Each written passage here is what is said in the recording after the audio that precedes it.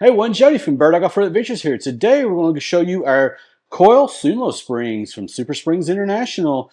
These will go on the front. Stay tuned.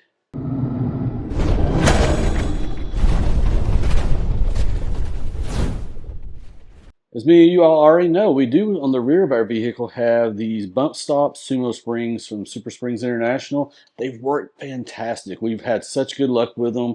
They help limit some of that up travel on that 4-link kit that we have, but it also makes that smooth desert whoops, I should say, makes those desert whoops a lot smoother.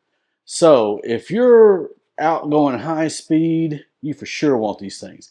If you're towing and you're worried about the ass end of that Bronco sagging, you definitely want these things. So we've had really good luck with them so far. So we made a purchase. These were not given to us. We made a purchase of these front springs. Now, we didn't use the ones that were designed for the factory Ford coil springs because we have those ADS coilovers. So there's a thing on their website that we'll put a link to it, and we'll even show you a little demo here, where you go in and you measure the space between the most middle coils.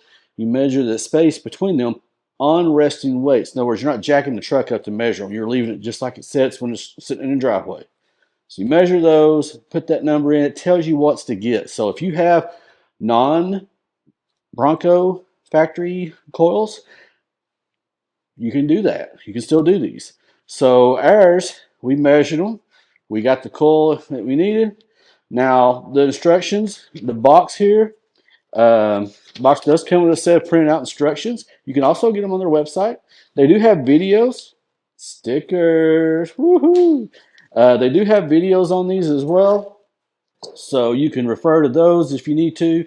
It does have a thing you might want to have, some things you might want to have with you. They talk about using some soapy water maybe to help slide them in and kind of lube them up. But you're going to need your floor jack because you're going to have to jack the truck up before you try to put these in. Now, jacking the truck up, make sure your wheels chock safety first, guys. Wheels chock, maybe get you some jack stands under the frame just in case. Make sure, because you're going to be putting there and you're going to be tugging and pushing on these things probably to get them in. You also might want to consider having a flat, dull device to kind of help smooth these in as needed, at least to get them started once you pull them over. And if these things end up being, because they'll sit kind of like this when they get on the spring, if they end up being a little bit too long, you'll probably want to get you a sharp utility knife or something to cut with to make it to where those don't overlap or hit each other, because you don't want that to happen either. Now, the thing about these is that you'll notice when you flip from one side to the other, is that one of them's deeper than the other one is. You probably can't see it from there, but that's not that deep as that is. So right here and then right here. So the deep one goes on the bottom. The less deep one, or the more shallow one, goes towards the top of the truck. So we're going to show you how we put these on. You says you don't have to take your tire off. We're going to take it off just because we like to have more room. You want to jack that thing up, get that weight off that coil spring. I might try to see if I can use a sway bar disconnect. I don't know if it'll help any or not, be honest with you. I had to put it in forward drive to get that done, but we might see if that'll help some too.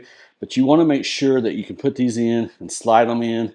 And once you get them in, you're good to go. Now, they do claim that these will provide 15 to 30% more stiffness. So I'm not sure. I'm assuming that's how you measure your coil spring rate. I don't know.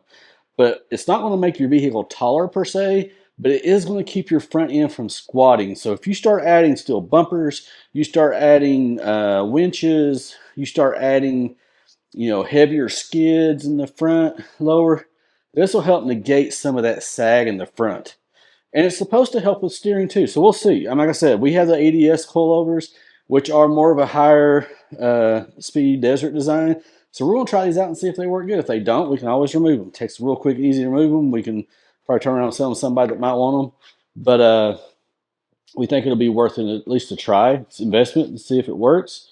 I don't know if it's going to limit the up travel so much, which in our case, it wouldn't probably hurt because those ADSs do have more up travel. The only problem is those 38s, sometimes under extreme articulation with the wheel turn, we do rub a little bit on those deviate fender liners.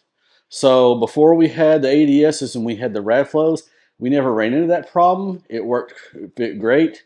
But I've noticed that since the ADSs, because they do have more articulation, up travel and down travel, that they do seem to give you a little less clearance than you would on, say, a normal Coil Springs. Definitely more than a factory one. So we'll get these on, show you how it's done, and we'll tell you what we think after we got them on and try them out a little bit. So stay tuned. So you'll see here we're going to clean around the springs. That's going to be going in. Make sure you get those good and clean. We'd just been in Sedona the weekend before, so we had tons of Sedona red clay on there. So we want to make sure we wipe it down real good, get that all clean. Something else to note, it does tell you in instructions you do want to use soap and water in the grooves of the spring. We just put flat out Dawn grease and lubed it up really good, because that was about the only way we was going to get those spacers to feed in between the springs. So just thought I'd mention that. It was pretty hard to get the passenger side in for whatever reason. I think it's just because we were turning the opposite way, but the driver's side wasn't quite as bad. Another quick note, we also did have to cut the end of these trim a little bit. They were about an inch too long, so we had to trim them off a little bit. All right, passenger side was a little bit more difficult. We had to take the wheel off to get a good grip on it. I think it's just because you're going that way. Going this way is impossible, so we went to go to the left. It fits on there. As you can see, less than an inch overlap. We're pretty close to it, which is what they say not to go over. So I think we did pretty good. Driver's side was a little bit easier to get on. I didn't have to take the tire off. I just turned the tire out. There again, you have not quite an inch of overlap, but not quite an inch overlap. But anyway, like I said, you can see it's about midway up the spring, which is the way it's supposed to be. So I don't have any direct numbers to give you for anything on this, but I can tell you that it did feel a lot firmer, a lot more solid driving. We took it on the trail the day after this with the Arizona Broncos, and it did really good. But as always, please consider that like and subscribe button. Appreciate everybody watching, and we got more to come soon.